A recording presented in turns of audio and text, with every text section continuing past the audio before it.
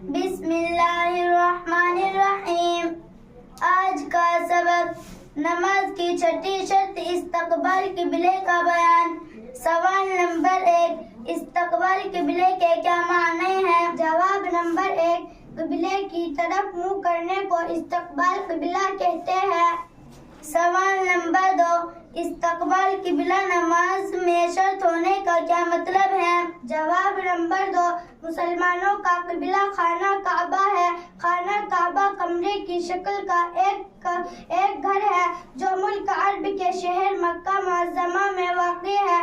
خانہ کعبہ کو کعبۃ اللہ، بیت الحرام بھی کہتے ہیں۔